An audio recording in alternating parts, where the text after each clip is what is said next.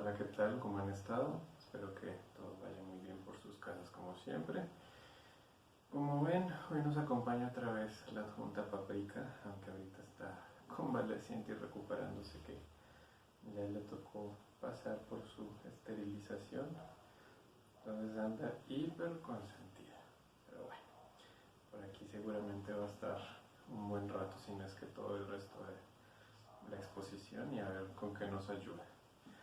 Bueno, como saben, pues hoy nos toca hablar de el texto de Wittgenstein que leímos, de sus observaciones a este otro libro que se llama La rama dorada de Fraser, un antropólogo inglés que vivió entre el siglo XIX y la primera mitad del XX.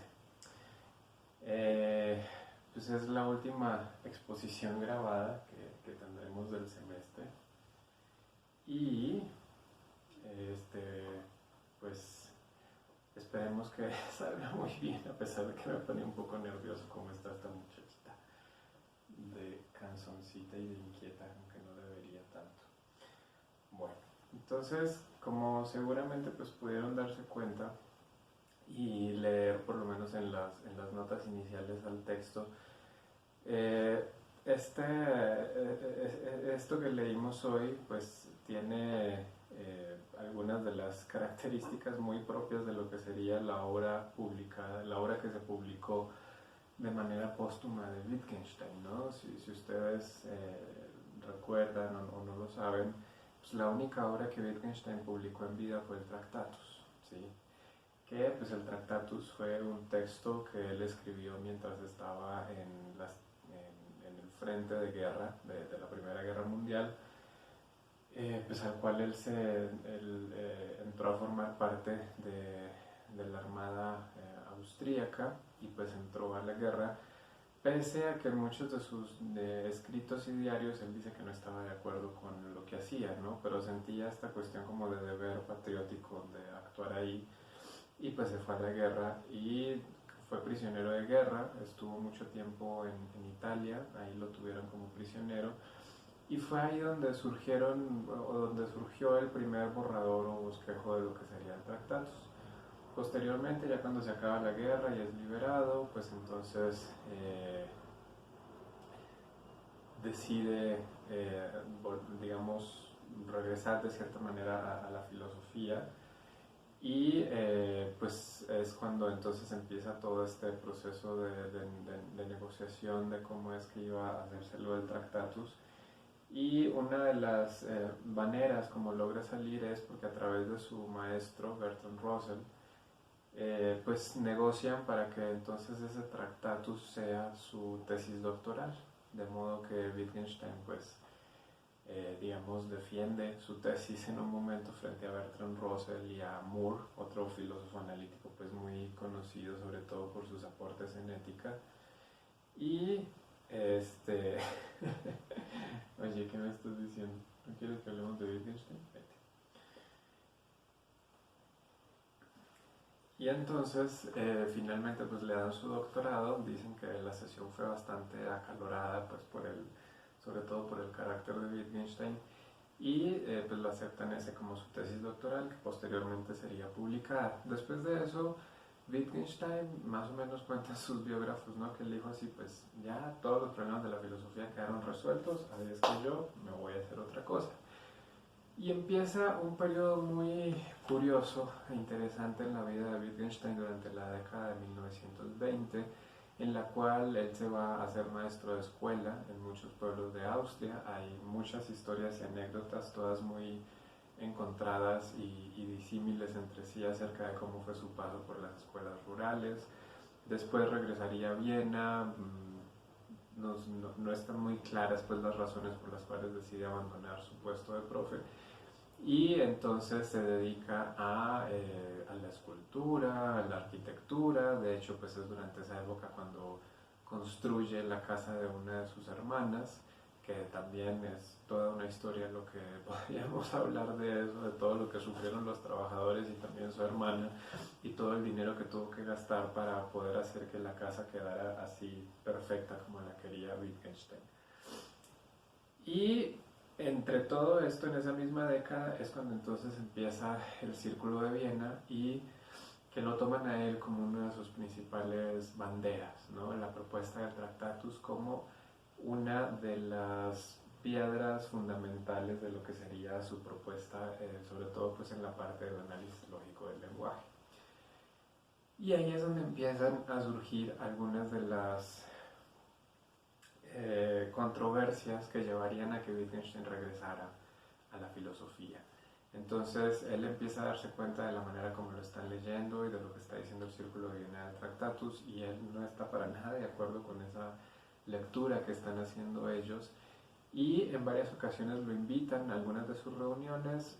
Finalmente no es mucho lo que él entra en contacto con el Círculo de Viena, pero todo esto motiva a su regreso, pues no solamente a la filosofía, sino también a la academia, y es cuando entonces se va a Cambridge y ahí le dan, pues le ofrecen un lugar como profesor en la universidad.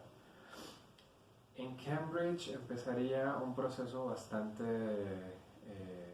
profundo de cambio y transformación de sus ideas. Entonces, una de las primeras cosas que escribe Wittgenstein después de estar tanto tiempo ausente del campo de la filosofía es la famosa conferencia sobre la ética, la cual pues de manera muy incisiva va a cuestionar varios de los asuntos que él había dado por sentado en el Tractatus. En particular el hecho de que el problema del lenguaje sea únicamente el del significado. Y entonces él ahí empieza ya a dar ese viraje hacia lo que sería su filosofía más madura, su filosofía ya posterior o tardía, donde pues lo importante es el uso, ¿no? Donde él va a decir que el significado es el uso, no como tal la referencia a un objeto en la realidad o en el mundo, sino la manera como esas palabras, expresiones y demás están siendo usadas. Eso daría lugar posteriormente entonces ya a lo que sería toda la filosofía de las investigaciones filosóficas, que pues sería el legado más amplio y más grande que queda de ese periodo tardío. Pero como les digo, ni siquiera las investigaciones fueron publicadas mientras él estaba vivo, ellas se publicaron ya después de su muerte. Y de igual forma, después de su muerte, empiezan a aparecer toda una serie de textos a partir de notas y papeles que él había dejado. ¿Sí? Wittgenstein no era un escritor muy sistemático, o más bien muy ordenado en esta manera tan tradicional de escribir textos, ¿no? Donde se va hilando todo un argumento y construyendo y defendiendo una tesis y demás, sino que él era mucho un escritor de fragmentos. Y eso es lo que se encuentran los albaceas de su legado cuando empiezan a escudriñar pues todo lo que él había dejado en su departamento de Cambridge, que entienden que por departamento en realidad nos referimos básicamente a una habitación universitaria donde estaba su cama, una mesa, algunos libros y ya, eso era todo lo que tenía Wittgenstein, ¿no? A pesar de que provenía de una familia muy rica vienesa, pero pues él desde muy joven renunció a todo eso, aunque dicen que su hermana mayor, que lo quería mucho, pues siempre mantuvo como una parte de ese dinero ahí para todo lo que él pudiera necesitar, y bueno, eso se puede ver en su vida en muchos de sus viajes y luego de sus excentricidades que tenía. En todo caso, el texto pues que teníamos o que tenemos para discutir, ¿no? Estas observaciones, está conformado entonces por dos grupos de anotaciones que datan de distintas fechas, ¿no? El primer grupo de ellas al parecer ocurre en 1931, mientras que el segundo grupo está todavía más confuso exactamente cuándo fueron escritas, y pues quienes se encargaron de editar esta obra dicen que se fueron escritas entre 1936 y 1948. Finalmente aparecieron publicadas en 1967. Ahora bien, como ya les había dicho, tenemos que mantener en mente que estas son anotaciones a un libro, ¿no? O sea, hagan de cuenta que esto es como si estuviéramos leyendo las márgenes, ¿no? O el cuaderno de anotaciones de Wittgenstein mientras estaba leyendo estas cosas, ¿sí? Como si de alguna manera estuviera preparando una clase o algo, aunque ese no era el punto, ¿no? Al parecer su interés por este libro surgió por una recomendación de uno de sus amigos cercanos, y pues de ahí surgieron también toda una serie de críticas y controversias, como lo veremos más adelante. Estas anotaciones pues no están revisadas, no fueron sistematizadas por el mismo Wittgenstein, y por lo tanto no podemos afirmar entonces como tal que aquí haya una teoría, ¿no? En ese sentido pues como tan ortodoxo del término, particularmente en relación a la filosofía, y menos aún que él esté tratando de teorizar acerca de estos fenómenos antropológicos, ¿sí? O sea, acerca de cómo son las costumbres de estas personas, de estos grupos humanos de los cuales él lee en la rama dorada. Lo único que está ofreciéndonos es una serie de pautas para podernos guiarnos a través suyo en esta lectura de Fraser. Y al mismo tiempo nos está dando pues una serie de puntos de discusión bastante importantes. Sobre todo pues para lo que tiene que ver con la manera como se concibe la ciencia, que es pues finalmente el tema que nos interesa hablar en este curso. Entonces, para que ya comencemos pues a hablar del texto. La primera cosa a la que él se refiere tiene que ver con el error y la verdad. Si ustedes pues obviamente lo notaron ahí en la lectura, ¿no? Entonces, Wittgenstein dice que tenemos que ponernos del lado del error para poder conducirlo a la verdad, ¿no? Entonces, es muy llamativo que él empiece con esta cuestión del error, ¿no? Porque lo primero que nos obliga entonces a preguntarnos va a ser, bueno, pero ¿el error de quién? ¿Quién se está equivocando aquí? ¿Sí? Y justo esa es una pregunta interesante, pues porque a lo que nos vamos a enfrentar en esta serie de observaciones es que pues tenemos por un lado el texto de Fraser, donde precisamente nos dice que quienes están cometiendo errores son estas personas de otras culturas que deciden hacer ciertos rituales o que tienen ciertos hábitos y costumbres que no responden a lo que sería un conocimiento científico de la realidad, ¿no? Algo que no es verdadero, y entonces por eso se están equivocando. Y por el otro lado tendríamos la lectura de Wittgenstein sobre eso, donde precisamente quien está incurriendo en un error para él es Fraser, al considerar de esa manera las costumbres, hábitos y rituales de estas otras personas que no forman parte de esto que podríamos llamar la civilización o cultura occidental. Entonces, en ese sentido, él, digamos, cuando dice que hay que ponerse del lado del error, justamente es, bueno, vamos a ver qué es lo que está diciendo Fraser y vamos a tratar entonces de entender cómo es que se llega a esto y reconducirlo hacia algo que nos pueda ofrecer un tipo de aproximación diferente a la manera como nos acercamos o como entendemos lo que hacen estas otras culturas. Entonces, en primer lugar, lo que hay que hacer es descubrir la fuente del error, pues no se puede escuchar la verdad si otra cosa ha tomado su lugar. Entonces, para tratar de descubrir esa fuente del error, es que se vuelve tan importante entonces encontrar el camino que lleva de la verdad al error, es decir, cómo es que nos equivocamos, ¿no? ¿En qué se está equivocando en este caso Fraser?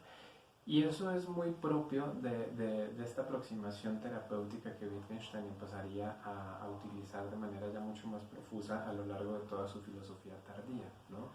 Es tratar de buscar en dónde se desvió el camino para deshacerlo y volver a rehacer entonces una ruta que nos lleve hacia un destino mucho más afortunado o feliz, por decirlo de alguna manera. Entonces, ¿cuál es la fuente del error? Pues que Fraser nos está presentando las visiones mágicas y religiosas como si se tratara de errores, como si se tratara de una creencia o un conocimiento falso acerca del mundo, acerca de la realidad, ¿sí?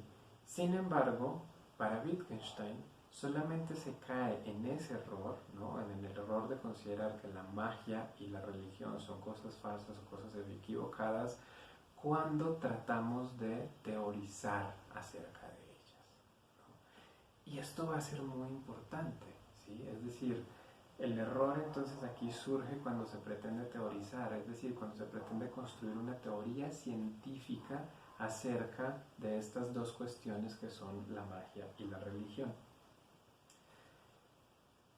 Esta construcción de una teoría para Wittgenstein tiene que ver con una característica muy propia del texto de Fraser, y es que pretende explicar las costumbres de estas otras culturas, ¿no? De estos otros grupos humanos, ¿sí? Ahora, ¿qué quiere decir aquí explicar? ¿No? Porque justamente ese ha sido uno de los términos o conceptos que pues, de los cuales hemos hablado ya algo a lo largo de este curso. Y precisamente aquí para Wittgenstein explicar en este caso lo podemos entender como reducir esas costumbres, esos hábitos, esas prácticas mágicas religiosas a lo que piensan las personas que son como Fraser, es decir, a toda esta sociedad inglesa victoriana de finales del siglo XIX. Entonces es muy interesante ahí la manera como él pone el problema de la explicación, ¿no? No nos está diciendo, al explicar entonces está poniendo esto en términos de una ley universal, de una ley natural, o está tratando de mostrarnos cuál es la serie de causas y consecuencias que llevan a que se desarrolle esta costumbre o hábito. No, nos está poniendo el problema de la explicación en un contexto que podríamos llamar es más del orden de lo social, ¿sí? Es decir, lo que cuenta como una explicación válida en este caso es lo que las otras personas que para Fraser son sus pares aceptarían como una explicación, ¿sí? Entonces, la explicación que Fraser da es aquella que sus conciudadanos, sus colegas en el campo pues, emergente de la antropología o en las ciencias sociales y humanas aceptarían como una explicación de esos hábitos. De modo que lo que encontramos aquí son una serie de costumbres y visiones que están ahí juntas y que por lo tanto van a tratar de ser explicadas, que aquí podríamos entender explicadas también como traducidas a los términos propios, adecuados, válidos y legítimos dentro de la sociedad inglesa. Y digamos, una de las cuestiones ahí por las que Wittgenstein empieza a tratar de cuestionar eso que está haciendo Fraser es precisamente preguntarse acerca del carácter religioso de estos hábitos, ¿sí? Porque además el problema de la religión no es un problema que le competa nada más a otras culturas distintas de la inglesa. En la misma cultura inglesa hay muchas manifestaciones de lo religioso. Y entonces Wittgenstein se pregunta si las costumbres religiosas, o sea, si entonces lo que Fraser está tratando de decir es que toda costumbre religiosa está siendo guiada por un error, ¿sí? Entonces todo comportamiento religioso está equivocado, ¿no? Es de cierta manera falso. Y entonces Wittgenstein continúa elaborando esta idea y finalmente va a llegar a decir, a ver, es que incluso si le mostráramos a alguien que la razón por la cual está diciendo que hace este determinado ritual o práctica religiosa es un error, eso no va a modificar ese comportamiento. Y yo creo que esto lo podemos ver en absolutamente todas las prácticas religiosas o cuando hemos tenido personas religiosas cercanas y nos las damos de rebeldes tratando de explicarles que el mundo no funciona como ellos dicen, pero aún así ese comportamiento se mantiene, ¿no? Entonces aquí no hay una conexión directa entre el error y el comportamiento religioso o mágico, ¿no? No es algo que esté afectando o modificando ese comportamiento. Entonces, por ahí Wittgenstein va a tratar de deshacer ese nudo de la explicación científica que nos da Fraser. Ahora, para tratar de comprender entonces este asunto de que no hay una relación entre el error y el comportamiento mágico religioso, Wittgenstein precisamente nos va a decir, bueno, entonces hay que prescindir de la explicación. Aquí la explicación no nos va a decir absolutamente nada. La explicación no va a aportar nada nuevo a la comprensión de este fenómeno mágico religioso. Más bien entonces lo que habría que hacer es describirlo, ¿sí? Lo que se vuelve entonces importante en esta tarea es hacer una descripción detallada y cuidadosa de lo que está ocurriendo, ¿sí? Y precisamente en la descripción lo que nos vamos a encontrar es toda una serie de detalles, de matices que resultan muy importantes para comprender por qué ese comportamiento mágico religioso se manifiesta en la forma en que lo hace, sin caer en una explicación, donde precisamente la explicación lo que estaría haciendo es dejar de lado muchísimos de esos detalles y matices y simplemente tratar de establecer una relación de causalidad directa entre dos factores específicos dados, ¿no? O bueno, no entre dos, pero sí entre un grupo muy pequeño. La descripción justamente abre ese universo, a que no sea nada más un pequeño conjunto de elementos los que importan, sino que lo que interesa es ver cuáles son todas las relaciones completas de lo que está ocurriendo ahí, ¿no? Y de la manera como se está dando ese proceso o ese ritual.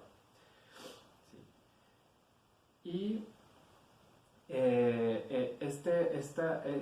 o sea, cuando Wittgenstein dice no tenemos que explicar, tenemos que describir, no lo está diciendo tampoco nada más para señalar que está ese error en Fraser y que por lo tanto eso es algo que él no hizo, sino que justamente lo recalca porque para Wittgenstein sí hay un componente de esa descripción en el texto de Fraser.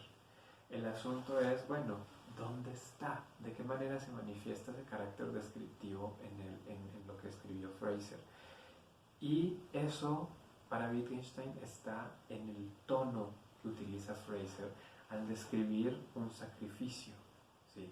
Porque justamente cuando Fraser describe los sacrificios, hace referencia también, o más bien incluye dentro de esa manera en la cual él escribe acerca de este sacrificio expresiones que tienen que ver con la sorpresa y el terror, con lo que a él le atemoriza, con lo que le da miedo y que por lo tanto no forma parte de una explicación, ¿no? O sea, Fraser en el texto habla de estos rituales de sacrificio precisamente como algo que tendría que darle temor a quien lo lee. Pero entonces ocasionar esa expresión del miedo y del terror no es una explicación. Eso sería parte de lo que estaría haciendo aquí la descripción de ese ritual. Y toda esta primera sección donde Wittgenstein entonces empieza a oponerse a este afán de explicación de Fraser, lo podemos resumir con una de las citas, pues, de los fragmentos que dice lo siguiente: aquí solo se puede describir y decir así es la vida humana, ¿no? Es ese reconocimiento radical de esa multiplicidad y diversidad de la vida humana que no se puede reducir nada más a una serie de elementos concretos que entonces nos permitan explicar absolutamente todos los comportamientos humanos, ¿sí? Aquí lo que importa es ir mostrando de qué manera cada uno de esos comportamientos genera todo un entorno, toda una serie de efectos diferentes, ¿sí? Entonces, eso es lo que nos importa en relación a la descripción. Cómo construir ese entorno en el cual aparecen estos rituales, estas costumbres y estos hábitos. Ahora, en esta debate o controversia entre la explicación y la descripción, Wittgenstein va a señalar que la impresión de la explicación es precaria comparada con la descripción. ¿Sí? Aquí de nuevo volvemos sobre esta cuestión del terror y el miedo. Si yo les explico a ustedes por qué se hacía un sacrificio, eso no va a generar una impresión tal a que si yo se los describiera e incluyera todo este sentimiento y esta emoción de terror que puede ello ocasionar, ¿sí? De terror precisamente para quien lo lee, puede que para las personas que están realizando ese ritual y ese sacrificio no genere esa misma sensación, pero lo importante de la descripción es esa, qué tipo de impresiones está generando. En ese sentido, pues, la explicación estaría eliminando lo mágico de la magia, ¿no? Haría de la magia algo completamente plano, ¿sí? Que ya podemos entender, ¿no? Es como si viéramos cuál es el truco detrás de un cierto acto de magia, ¿no? ¿Cuál es el punto que no estamos viendo? ¿Dónde está ocurriendo el engaño en los actos estos de magia que luego pasan por televisión o así, ¿no? Y en estos programas que justamente se dedican a mostrarnos cuáles son los trucos detrás, cuál es el engaño detrás de todo eso que está ocurriendo. Pero Wittgenstein aquí dice, no, eso no es lo importante es de qué manera se describe. Porque si lo que queremos hacer es explicar el ritual o lo mágico, lo único que vamos a hacer es disolverlo. Desaparece ante nuestros ojos el ritual mágico en el momento mismo en el cual es explicado. Y además de eso, no podemos perder de vista que la explicación finalmente es una hipótesis, ¿no? Aquí hay un elemento muy interesante de algo que Wittgenstein desarrollaría ya hasta cuando estaba pues, muy cerca de morir, que tiene que ver con la falta de certeza absoluta en todo lo que hacemos o conocemos, ¿sí? Para Wittgenstein es imposible llegar a una certeza última, fundamental, acerca de todo lo que podemos conocer, ¿sí? Esa certeza siempre se está dando sobre un suelo que puede moverse y cambiar en cualquier momento, ¿no? Entonces, la acción no requiere ese tipo de certeza epistemológica, por ejemplo, parecida a la que exigía Descartes o Hume, sino que es un tipo de certeza para la acción. Eso es lo que va a importar ahí.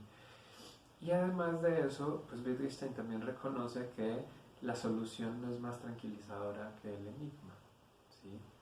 O sea, puede haber una pregunta problemática o algo, pero finalmente que podamos hallar una solución para ella no quiere decir que nos vaya a dar tranquilidad de espíritu y que entonces ya todas esas ansiedades, ¿no?, que nos generaba ese problema desaparezcan. ¿Sí? Wittgenstein reconoce que muchas veces la solución a un problema no trae eso. Entonces, por eso es que él siempre está tan atento a que la explicación no es suficiente, ¿sí? Que la explicación siempre va a dejar algo de lado en el instante mismo en el cual ella entra como algo que tiene que hacerse en relación a un determinado comportamiento. Lo único que podemos hacer y que podemos reconocer entonces es que en todos estos rituales, así como también en las pretendidas explicaciones científicas de la Sociedad Inglesa de Fraser, lo que se hace es poner un símbolo por otro, una ceremonia por otra.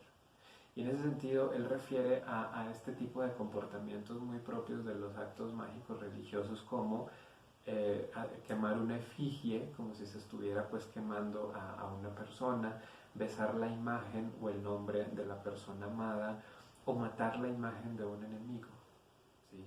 Entonces, ahí Wittgenstein, en lugar de decir, pues vean la ingenuidad de estas personas que en lugar de matarlo a usted, lo que hacen es atravesarle un cuchillo a su fotografía, ¿no? O hacer un muñeco al cual le van a hacer cosas, ¿sí? Que finalmente eso no lo va a matar, no le va a hacer daño. Pero a él lo que le importa es la descripción de esto, y la descripción justamente lo que muestra es que una ceremonia se pone en el lugar de otra, ¿no? Aquí lo importante no es tanto matar al enemigo, deshacerse del enemigo, sino cuál es esa ceremonia que puede ayudar, ¿no?, a canalizar esas emociones y sentimientos frente a ese enemigo también. Entonces, esta situación de poner símbolos por otros es algo que nos está hablando también constantemente de las metáforas, ¿sí? Y para Wittgenstein va a ser muy importante esto porque precisamente eso es algo que el lenguaje también hace, ¿sí? Y de hecho él utiliza una metáfora muy bonita en este texto que dice así: hemos de arar a lo largo de todo el lenguaje, ¿no? O sea, lo único que podemos hacer con el lenguaje es estar constantemente trabajando sobre él, regresando una y otra vez sobre él, ¿no? Esa es como la imagen que da esto del arado, ¿sí? Y en ese sentido, pues me parece a mí que se relaciona con algo que hemos hablado aquí, sobre todo en relación pues, a la postura del Círculo de Viena, y es de que los problemas no necesariamente tienen soluciones, sino que los problemas pueden volver a problematizarse, ¿no? Un problema puede ser vuelto puede ser planteado nuevamente mejor, ¿sí? Y eso es lo que podemos hacer con los problemas, volver una y otra vez sobre ellos, porque finalmente, en tanto que ese problema está inserto en un entorno mucho más amplio, justamente lo único que podemos hacer es ver de qué manera todas esas relaciones se han ido modificando. La solución, implicaría que esas relaciones ya se quedan estáticas y fijas, y entonces por lo tanto esa solución que se obtuvo en un momento determinado ya es válida para siempre. Pero lo que nos hace advertir Wittgenstein es que eso no es así. Entonces, en ese sentido, pues, también va a señalar Wittgenstein algunas indicaciones de estas ideas en el texto de Fraser. La que él más énfasis hace es el hecho de que Fraser utilice una palabra como ghost, fantasma, ¿no?, que está fuera de toda cosmovisión científica que él pueda defender, pero que aún así es una palabra válida y con un sentido y un significado dentro de su propia sociedad inglesa. Entonces ahí hay algo, ahí hay justamente una indicación de cómo un símbolo es puesto por otro, ¿sí? De que precisamente la palabra fantasma no puede explicar nada, pero por lo menos nos permite acercarnos a aquello que está ocurriendo en esos otros grupos. De modo que aquí hay una suerte de aproximación a la manera como operaría la traducción, ¿no?, donde la traducción entonces no es unívoca, sino que simplemente es tratar de ver cuáles son las relaciones que pueden producir ciertas palabras en el conjunto sistema en el cual se encuentran. Eso entonces o tiene resonancias con una idea que él desarrollaría posteriormente en las investigaciones filosóficas, que es el concepto de parecidos de familia, ¿sí? Que cuando él habla de los juegos del lenguaje, él dice, no hay una definición de juegos, lo único que podemos decir es que hay distintos juegos que tienen parecidos entre sí, ¿no? O sea, piensen ustedes, por ejemplo, en un juego de cartas y en el fútbol o el baloncesto o algo así. ¿Qué hay de parecido entre esos dos? ¿No? O sea, es estirar mucho la liga, ¿sí? Pero finalmente podemos a los dos describirlos en términos de un juego. Otra cosa distinta es si, por ejemplo, decimos, bueno, ¿qué hay de parecido entre un juego de cartas y un juego, no sé, tipo Monopoly o algunos de estos otros juegos de mesa? Digamos, ahí ya hay una relación mucho más cercana. Por ejemplo, en el caso del fútbol, pues podemos hablar de el juego de la traes o cosas así, ¿no? Donde ya empiezan a ver, y a partir de ese paisaje que se va construyendo de todos esos distintos juegos es que vamos viendo cómo se da esa gradación y continuidad entre todos ellos. Lo mismo ocurriría aquí con estas palabras que él está señalando y las descripciones que él está tratando de poner. Entonces, lo importante aquí es buscar las conexiones, no las esencias. No nos importa la definición única que es capaz de abarcar a toda una serie de objetos o de comportamientos. Lo que nos interesa es de qué manera se están conectando con otras partes de la vida. Eso es lo que le dará sentido a esos rituales. Lo importante entonces son los pasos intermedios, que son precisamente los que nos van a permitir reconocer esas semejanzas, pero que no van a explicar causal o históricamente cómo surge un determinado comportamiento, ¿no? Entonces, en contra de la explicación histórica, ¿sí?, que precisamente para Wittgenstein una explicación histórica también pretende poner un orden de causa y efecto entre todos los distintos eventos o acontecimientos, hasta poder llegar, o más bien a partir de un punto de origen. A él lo que le importa es una visión sinóptica, ¿no? Es decir, una visión que sea capaz de ver el conjunto y que por lo tanto o sea, más bien sea capaz de ver cuáles son esas relaciones intermedias, ¿sí? No nos interesa tanto la narrativa progresiva de la historia, sino cuáles son las relaciones que se van tejiendo entre los distintos elementos a lo largo de esa historia, ¿no? Ahora, para poder comprender precisamente esta controversia sobre la que está hablando Wittgenstein, y en particular la diferencia entre explicación y descripción, es importante entonces distinguir otro término muy importante a lo largo de todo su texto, que es el de creencia. Creencia, digamos, tiene el problema de que es una palabra en español, pero en alemán puede ser dos palabras con dos connotaciones o conjuntos de relaciones muy diferentes. Entonces, por un lado tenemos a la creencia como Meinung, que es la opinión, la doxa, o sea, la creencia epistémica, es decir, aquella creencia que en efecto es susceptible de ser juzgada como verdadera o falsa, ¿no?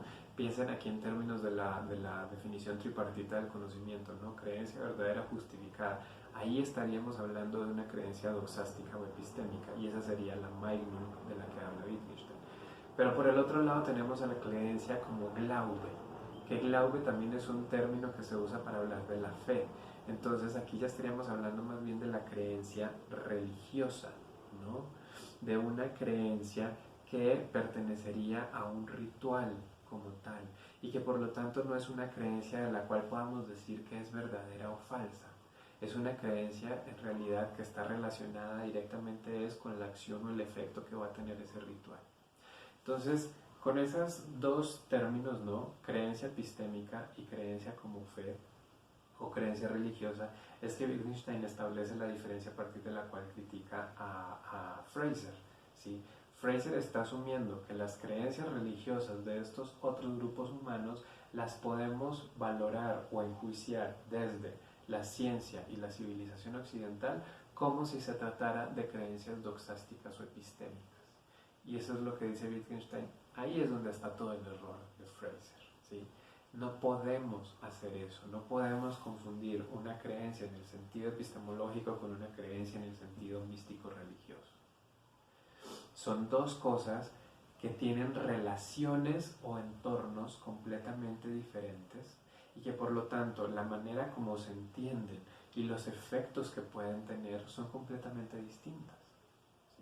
Entonces, eso es muy importante ahí, en la manera como Wittgenstein está digamos, asumiendo esta crítica a Fraser, ¿no? Para una creencia religiosa, lo único que importa es que así es como actuamos, ¿sí? Que así es como se actúa cuando se sigue esa creencia, cuando se tiene fe en esa cuestión en particular.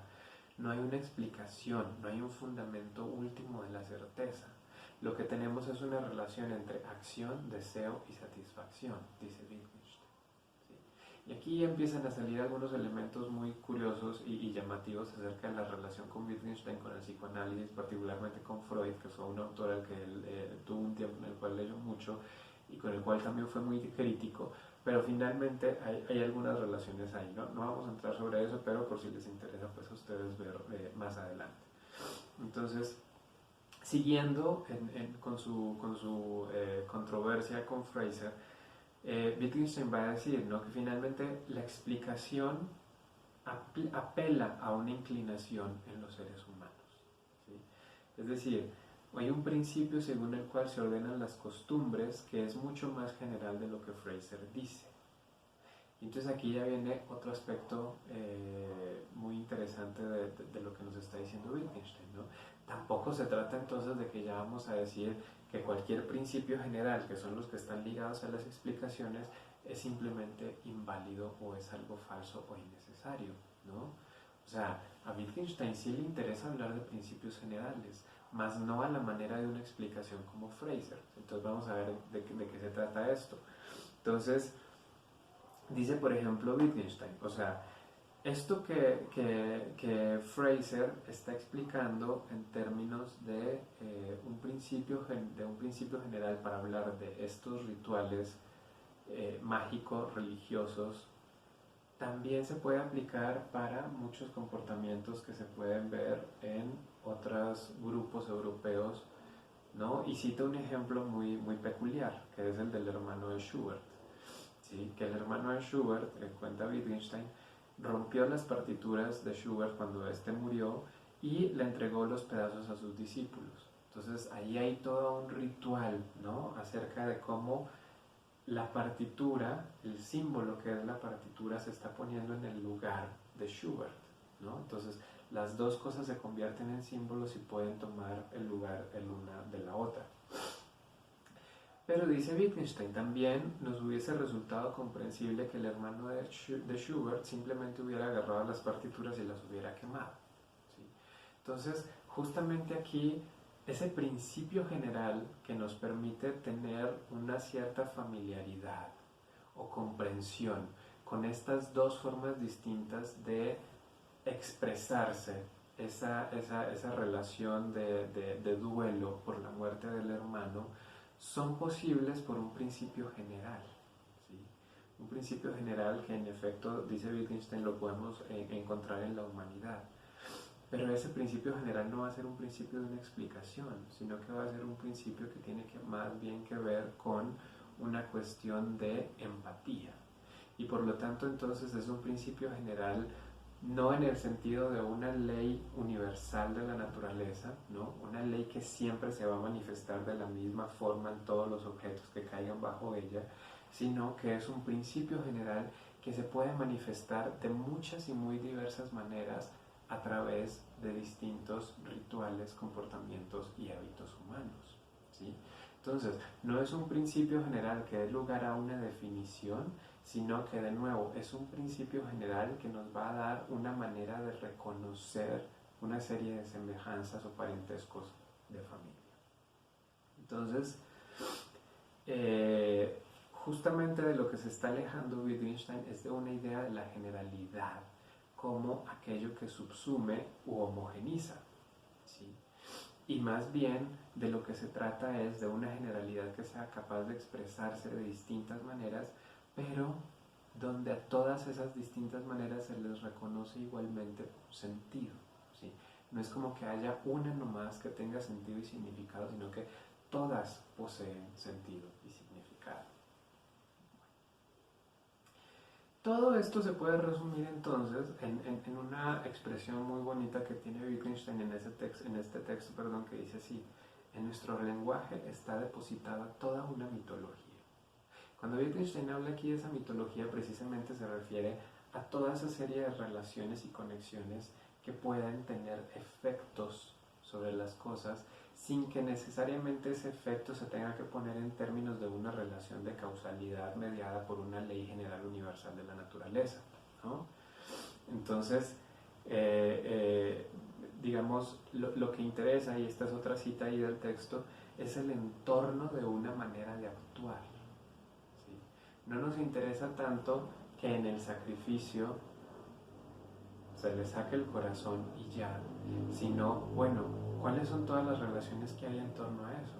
¿Qué es lo que está alrededor de ese acto de sacarle el corazón a una persona en un acto sacrificial, ¿no? ¿En qué momento del año se está haciendo? ¿Frente a quiénes se está haciendo? ¿Quién lo está realizando? ¿Quién es la persona que está siendo sacrificada, ¿no? Toda esa serie de cosas son las que van desplegando todos esos detalles acerca de ese ritual que nos van a llevar a una descripción del mismo, más no a que sea explicado, ¿sí? Y en esa medida entonces hay algo que sobrepasa el significado, ¿no? Hay algo en ese entorno que está más allá de la mera referencia o de la definición que pueda tener una palabra. Y hay otra, digamos, para referirse justo a este problema de qué manera esta generalidad de la ciencia está haciendo que nuestra relación con estas otras maneras de actuar humanas sea cada vez más estrecha.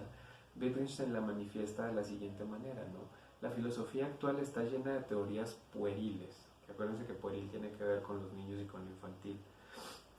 Y sin embargo, dice, solo que les falta el aspecto infantil, ¿sí? O sea, Wittgenstein está reconociendo que en la parte infantil es donde se da esa posibilidad de que surja la magia, de que se haga presente el mito y lo religioso.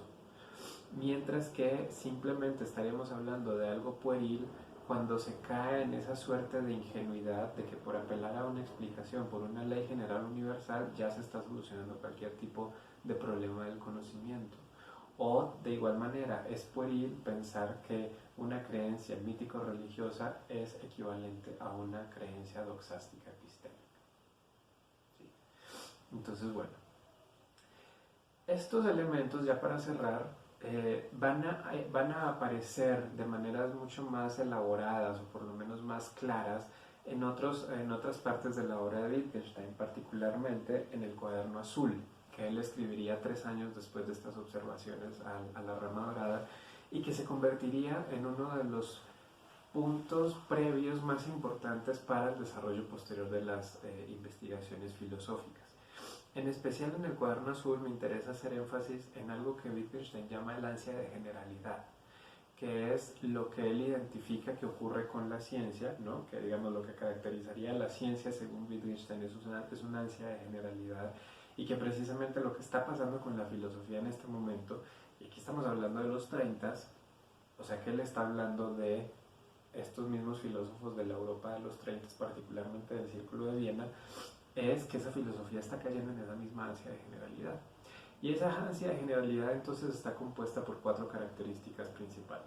La primera, que hay una tendencia a buscar algo común a todas las entidades que usualmente incluimos bajo un término general, ¿no? Entonces, de nuevo, buscar una esencia, buscar una definición única para toda una serie de manifestaciones concretas diferentes que en efecto tienen una serie de similitudes entre ellas. 2. En nuestras formas usuales de expresión está enraizada una tendencia a pensar que la persona que ha aprendido a comprender un término general, por ejemplo el término hoja, ha entrado por ello en posesión de una especie de imagen general de una hoja contrapuesta a las imágenes de las hojas particulares. Entonces, esto tiene que ver mucho también con el Tractatus, donde precisamente Wittgenstein hablaba en términos de una teoría pictórica del significado, y entonces aquí él está como desdiciéndose hasta cierto punto, ¿no? Entonces, cuando nosotros llegamos al concepto de hoja, no es porque tengamos ya una imagen de lo que es ese concepto abstracto de hoja. Siempre vamos a seguir teniendo que recurrir a las imágenes de las hojas concretas, ¿sí? El concepto de hoja no tiene una imagen por sí mismo. Siempre está relacionado con las hojas concretas a las cuales hace alusión. El tercer punto, la idea que tenemos de lo que sucede cuando comprendemos la idea general de hoja, planta, etc., está conectada con la confusión entre un estado mental, significando un estado de un hipotético mecanismo mental, y un estado mental en el sentido de un estado de conciencia, por ejemplo, un dolor de muelas. Entonces, este es otro aspecto muy importante, porque precisamente Wittgenstein va a estar en contra de esta idea de los estados mentales como mecanismos mentales, ¿sí? Para él eso es seguir hablando de algo ahora sí que está por completo fuera de nuestro alcance y de lo cual no se puede decir nada, ¿no? Para él, un estado mental solamente puede ser algo que en efecto se manifieste de alguna manera y lo podamos percibir como tal. Por eso habla del dolor de muelas, ¿sí? Puede que otra persona no pueda percibir nuestro dolor de muelas, pero nosotros sí, ¿no? Otra manera en la cual Wittgenstein expresa esto y que lo pone en este mismo cuaderno es que cuando estamos escribiendo, el pensamiento está en la mano que escribe, ¿sí? No es que el pensamiento esté en la cabeza y de ahí manda una serie de señales que hacen entonces que uno escriba con la mano, sino que Wittgenstein dice, cuando escribimos pensamos con la mano. Entonces, toda esta creación de una suerte de entidad mental, psíquica, especial, ¿no? Para él no tiene ningún sentido. Y la cuarta y última característica de la ansia de generalidad dice así: nuestra ansia de generalidad tiene otra fuente principal, nuestra preocupación por el método de la ciencia, ¿no? Aquí ya llega entonces al punto de la ciencia. Los filósofos tienen constantemente ante los ojos el método de la ciencia.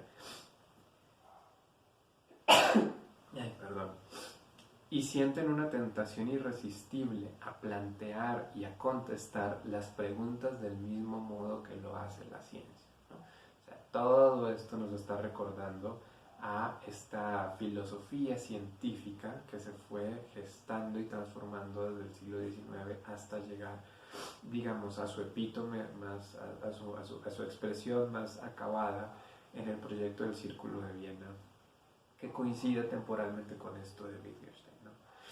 Y para él, esa tendencia de que la filosofía actúe como la ciencia es la verdadera fuente de la metafísica y lleva al filósofo a la oscuridad más completa. Entonces, Todo esto es lo que Wittgenstein dice, ante esto tenemos que estar atentos. La filosofía no puede caer, no puede rendirse ante esta ansia de generalidad. Por eso es que siempre tiene que mantenerse abierta a la descripción, ¿sí? En lugar de esa ansia de generalidad, que entonces lo único que va a generar es una serie de conceptos generales y abstractos, que entonces tienen una actitud despectiva frente a los casos particulares, precisamente lo que nos va a interesar es rescatar esa singularidad, particularidad y concreción de todo aquello que se manifiesta en el hacer y existir humanos. ¿Ok? Bueno, pues ya con eso termina esta exposición. De todas maneras, entonces ahí nos veremos en la siguiente sesión presencial para cualquier comentario, duda, pregunta que tengan al respecto y pues para que podamos hacer una conversación mucho más enriquecedora al respecto. Cuídense bastante y ojalá que sigan muy bien. Chao.